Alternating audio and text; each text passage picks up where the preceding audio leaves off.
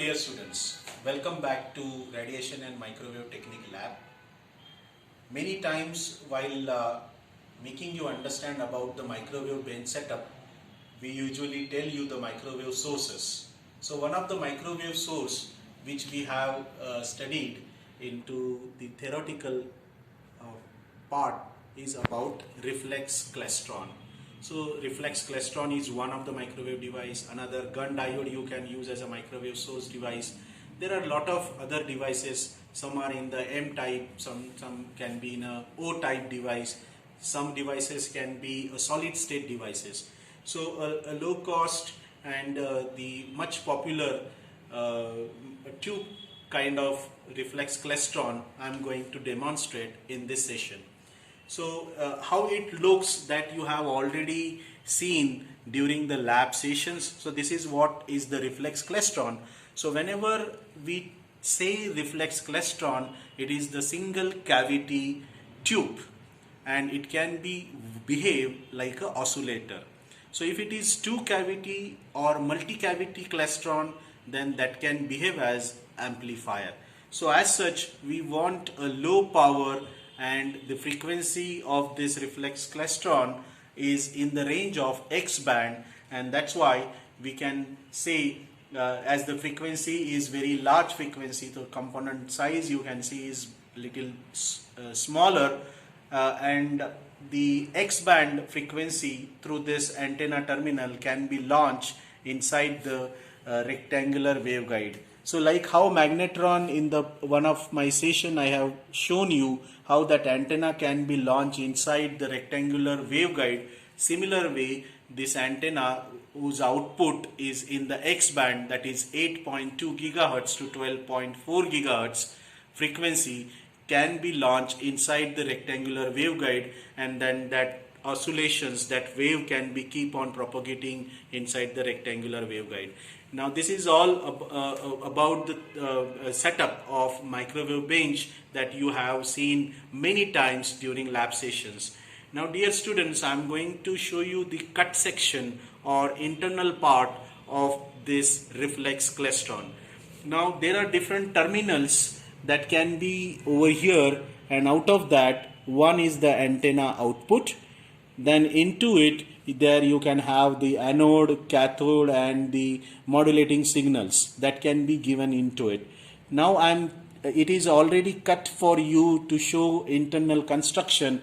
Over here dear students, this electrode, there will be cap, and that cap is that is nothing but the repeller end that we can say. So repeller current actually which we set, that current wire can be taken out from this. So repeller is on the top of it. So for you I have cut it in this way. So you can see this section over here. So before going to this top part, let me tell you what are the things that are coming from this, and it is going to the middle part of this Reflex Klystron. So dear students, if you see this section over here, this is something mica material kind of material is completely closing this section, and only this cathode emitting terminal can be taken out of it. And another one you can see over here, this is what is connected to the antenna actually. So this is the electrode or the wire, it is coming out from the cavity, and then that can be given to an antenna. So this where actually it is connected to the cavity, that I'll show you subsequently. Before that, let me tell you, this is the wire, this is the section which is emitting, which has internally a cathode and anode tube, right? So this section, through this section from the middle, it will start emitting the electrons, and this cavity is maintaining, that is the anode section which accelerate the electron, and it will force to move in the axial direction linearly, because these devices are the linear device, O type linear device. So actually electron will come out from this tube axially, and now I am going to show the other section of it. Now this is very important. Now this section how it can be clubbed, that I'll show you. So the middle part, it is the actually section which is interfacing the electron emitting section and the cavity and the repeller. So this middle section will be like a cap over here, so it will be fixed on the top of it, and this section will be fixed up with the antenna. This is how it has been cut. Now I'll tell you where is the cavity.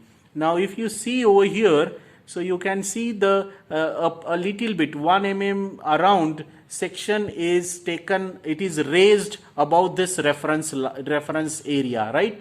So that is the actual cavity.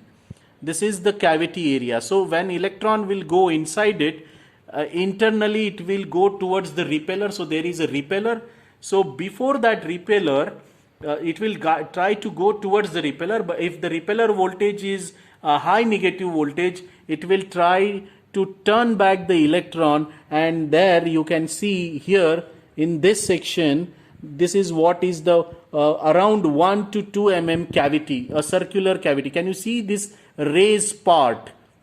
This raised part is the actual cavity of this reflex klystron, where bunching process will happen, and through this extended part it will be given to an antenna, and then internally it has an electrode that is nothing but the repeller.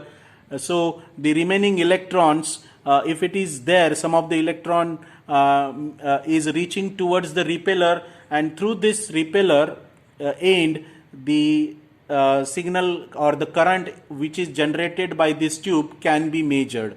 So that, as I told you, for this particular reflex tube which we are using in a lab, we are not going beyond 20 milliampere current.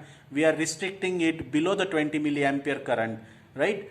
So it is very important. Once again, you give a look over here to the cavity, how it is look. It is just a 1 mm to 2 mm cavity in a circular. This is what is the body of the cavity internally. So you can see this section where you can understand the cavity, and this is what is the cavity pickup point, so output of the cavity, and that can be connected, that can be fixed up over here. So it will be given to this, and then that signal can be launched inside the rectangular waveguide.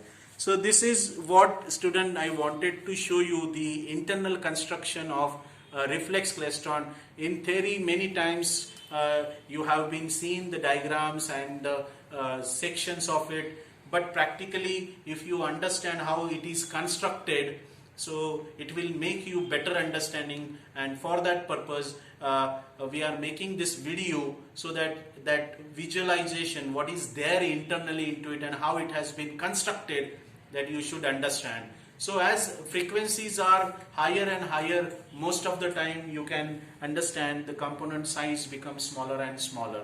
So dear students, with this reflex klystron and its construction, I'll stop this presentation now. Thank you very much.